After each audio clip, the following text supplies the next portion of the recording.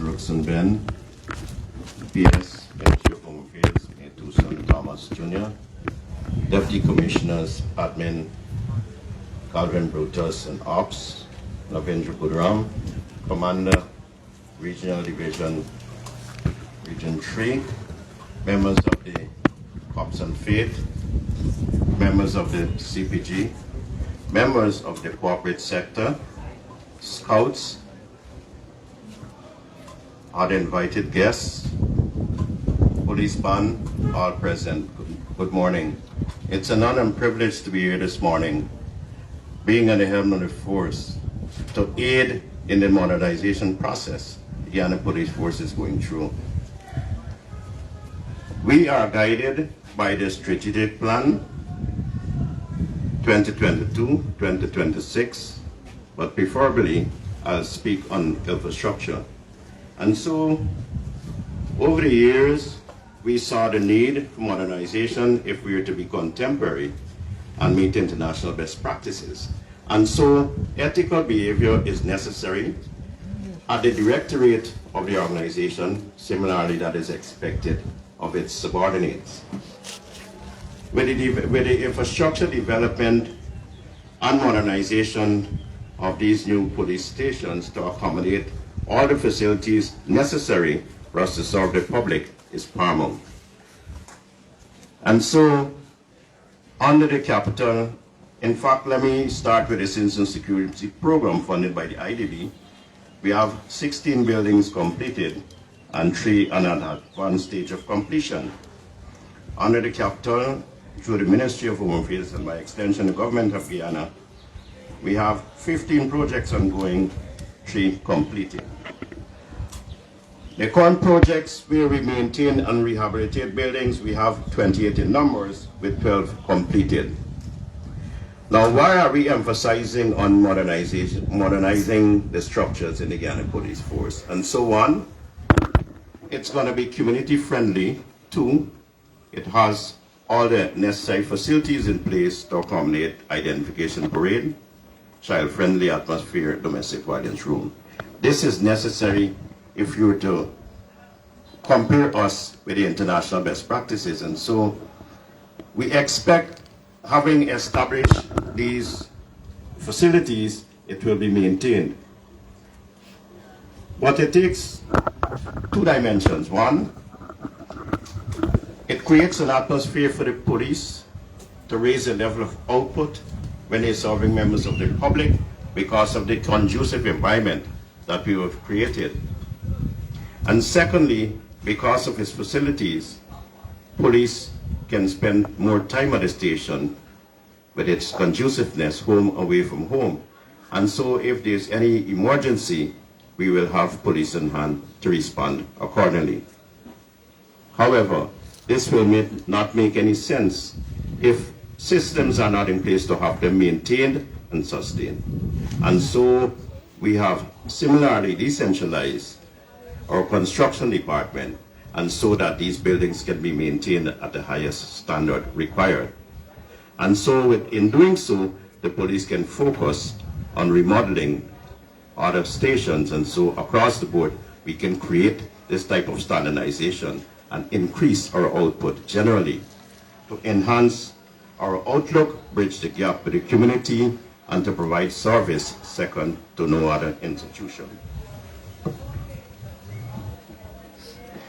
Very importantly for you to know though, this was not done in isolation. This was carefully crafted, planned, and executed in a priority order. And so the commander would have mentioned before that we are going to be commissioning more buildings, not only for today, but for the next couple of months. You're going to see our proactive Minister of Home Affairs leading the charge in this regard. And so it is necessary for us to, as members of our corporate sector, through our protocols and concepts of station management, to have an integral role with the police to ensure transparency when it comes to maintenance and service to the public. the private sector. We've been partnering with you in a comprehensive but structured way, and so it is expected that we foster even a closer collaboration where this is concerned. And so you're the eyes and the ears of the police in conjunction with members of the public and other stakeholders. And so having this type of scrutiny, this will force professionalism, ethical standards coming out of the police delivery. I want to conclude by saying all the details of the stations will be made available through our CCU, and so it will be there for public consumption. But this is not the only task I have this morning. I have another task to introduce a very young man. He's no stranger to none of you. He was born in 1953. He's an astute politician.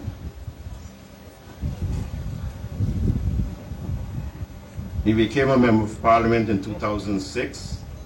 He serves as a commissioner of GCOM.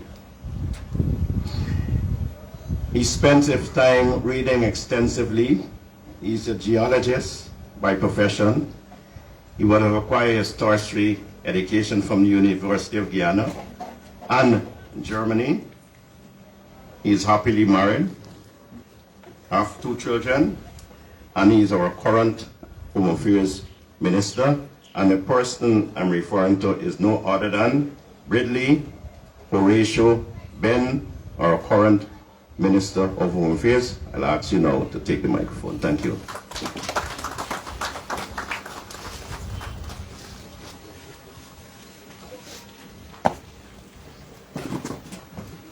Thank you. Please be seated. Well, good morning, and thank you, Commissioner Hicken, for your special introductions of myself, our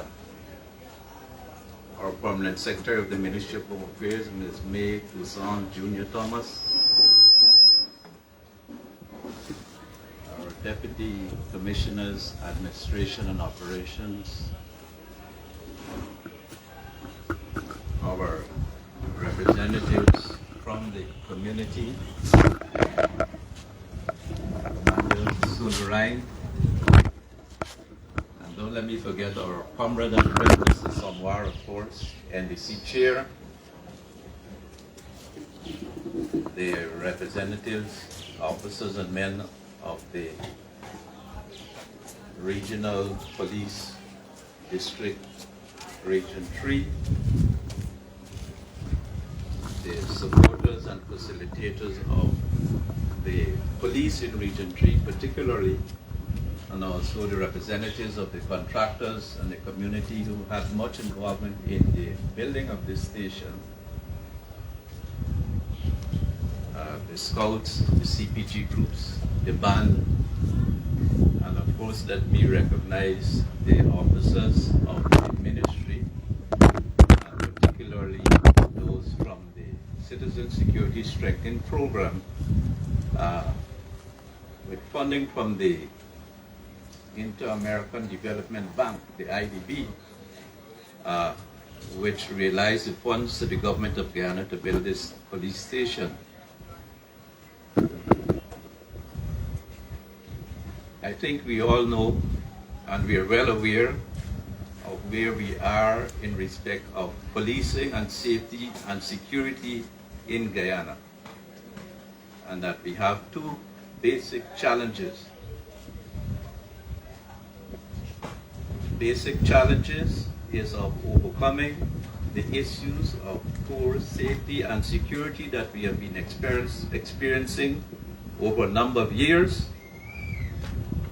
and particularly now that we are at the cusp of the new challenges of development in terms of the growth in our economy, improving health and welfare. In fact, we talk about finding oil and gas and making up the deficits of the period of COVID, that we have to put ourselves in the place of being capable, efficient, and proficient at the question of policing.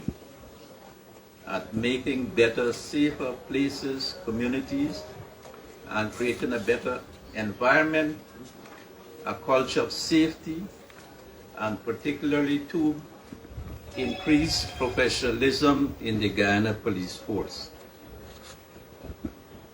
Increased professionalism, of course, means that the question of the accommodation, the ergonomics, the safety and the environment of the police themselves are of prime importance.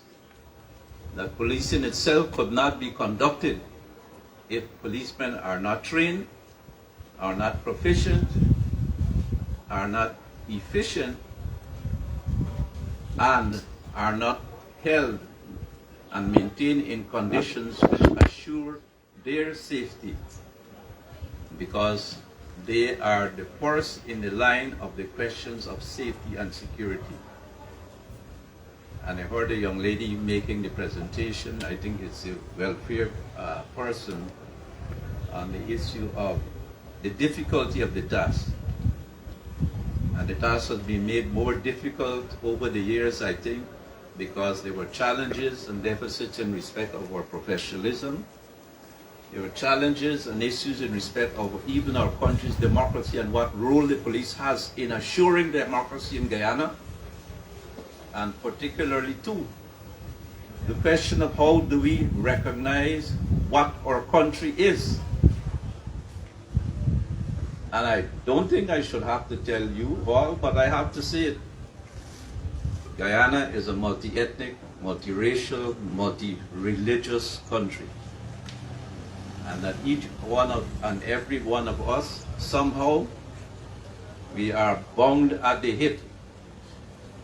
We cannot exist without each other. We cannot become better Guyanese. We cannot come into full ownership of our country unless we recognize these characteristics of our country and recognize the things we have to do to make our country safer,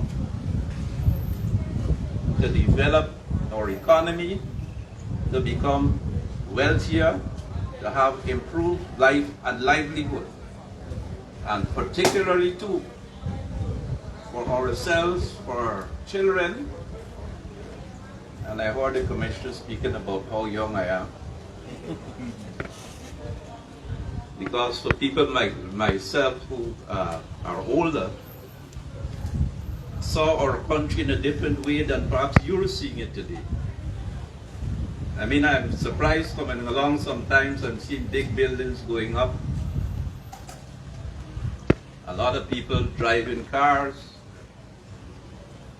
In my day when I was a little kid in Kokwani, if anything I remembered, it was a big thing if anybody had a bicycle. Everybody walked. Or you had a drink cart, or you had a Corial to paddle on the Burbis River. And all over the years, working in the interior, in the various parts of Guyana, we knew, and we still know in our country how difficult life is. But with all of that, we recognize how interdependent our lives are. That we rely on the miner, on the logger, on the workers in the interior, people providing services. In most instances, they don't look like each one of us when we meet them. And so the fundamental issue in respect of preserving our country, assuring our sovereignty, ensuring democratic space and approaches to governance is that we have to recognize and enhance the influences of our diversity. Or we must recognize and respect each other in respect of our diversity, and we must make our diversity more representative in the things that we do and in the organizations in which we are. If we can't do this, we will fail as a country. So diversity, respect, professionalism, integrity, and for those who are in the front line of policing, assuring public safety and security, protection, proper accommodation, better ergonomics, better technology. All of these things have to come together, and this is what we are about now in relation to the police force. The Commissioner spoke of the new buildings and other infrastructure we are putting in place. He also spoke about the questions of the strategic plan and the approaches in the strategic plan towards enhancing the efficacy of the work that we do in the police force. But good policing is not only about buildings. Good policing has to do with being assured, respected in the work that we do. And as we just saw, it's a daily task and a daily effort that we have to be able to raise the level of respect for the police, for the respect for the society, the respect for each other. And sometimes it might appear, even when we have the hard structures, the buildings and the roads and everything else that we do, that the hardest task sometimes is to work on the soft parts, the human resources, the objectives which we have to attain in relation to how do we perform the task, how we perform the task. So the infrastructure is one thing, but the issues of courage, integrity, professionalism, and following particularly the laid down for decades, improved and modified over the years in respect of what the police call standard operating procedures. So each one of us have issues. Each one of us has to recognize what we have to do to be better at the work that we are assigned to do and that we are paid to do, and that for which our families send us out to do and they expect us to do with pride. So even I have my faults. Sometimes I want to run out of the house in the morning when some of my faults are pointed out. Each and every one has our faults, and each and every one has to move along a continuum of improvement, continuous improvement. And much of it has to do with the dialogue and respect, the dialectic in respect of the faults, and the approaches to achieving improvements. So, we've moved a long way here now. I believe it has taken a while to get the building done, but thankfully it is here today, and we can commission it today. But I have to thank the engagement of the international community, the IDB, the diligence of the CSSP, Mr. Visraj Singh and his team, and of course the urgings of the Permanent Secretary in respect of these issues, and also the police too in pursuing this result for this activity here today. Our biggest task now, as I've said, is the question of working on the soft parts. And our Commissioner of Police, Clifton Hicken, has hit the ground running with his new team to establish and energize the Guyana Police Force along the path of the improvements at the soft parts, and to make us have successes and bring back the pride and integrity and professionalism. I want to thank the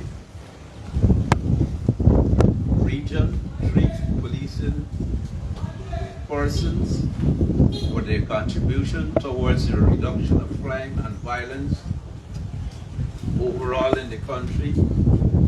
Last year we saw, amazingly I would say, even though we say sometimes it has been affected by COVID, we've had a 20% reduction in serious crime. This reduction continues now as we speak. we've had a 30% reduction in road deaths, the best in 30 years, amazingly. And it comes about because we have a new spirit, a new energy, a new perspective, and a new understanding of achieving what our President Mohammed Irfan Ali speaks of, one Guyana.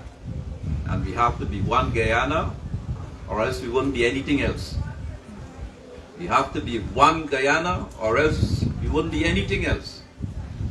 And so, even in the difficult moments, and I know the police feel that they are, and they experience deficits in relation to the way they ought to do their jobs, in terms of assets, the questions of new vehicles and so on. I'm assured by the Commissioner and the DC admin that new vehicles are again on the way. We expect that they be properly used and used for the purposes for which we have paid money for them, and to maintain and protect them properly, and that we are able to respond with alacrity and with integrity to the problems of the people. The police, of course, know the usual suspects, the usual delinquents, the persons who will fly in the face of authority, the persons who, for whatever reasons, perhaps need to be in a better place in terms of their rehabilitation and development. And on that I have to say that we have had a significant increase in terms of persons incarcerated. Unfortunately now, it has hit 2,040 as of yesterday, moving from 1,700 odd persons. But it speaks to the work of the Guyana Police Force, and not simply to slot at the courts. And we have to work in building that infrastructure there, so that we have less recidivism, that we put in the new schools at the prisons and the rehabilitation measures, so that the police will have to do less of the hard work and do more of the work related to brains. We have issues of cybercrime to look forward to. We have issues even now of trafficking in persons. We have issues of migrants, illegal and others, refugees amongst them, coming into the regions. All of those do not necessarily require more muscles or brawn, as they say, but more brain, more reading, more thinking, more intuition. And we know that the police are capable of this.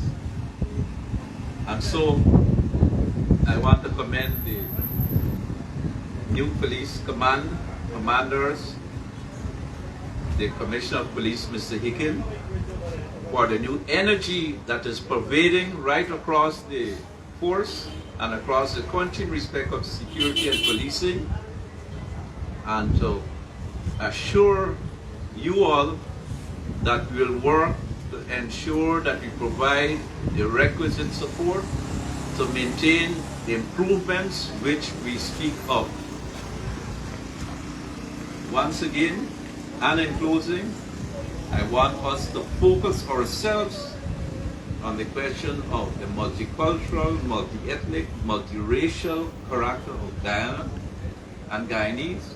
The fact that we are perhaps the most multi-skilled persons in terms of cultural affinities compared to many other countries, which perhaps make us the best people to integrate when we go to the United States or Canada or any other place. We are better able to integrate because we would have had in our own little Guyana space the experience and the ability and the understanding of different cultures and situations, and which says that we can be and ought to be and should be leaders in respect of humanity and people coming together so that we could all have a better life. And particularly, not for us, and certainly not for me, a better life, but for our children who must have a better life than we ourselves have had. Our children must have a better life than we have had. And there's only one way to achieve this. Better safety, better security, better support for those who go out on the front line every day, the police and others. And the communities have to be safe to achieve the one Guyana that we speak of. Thank you very much.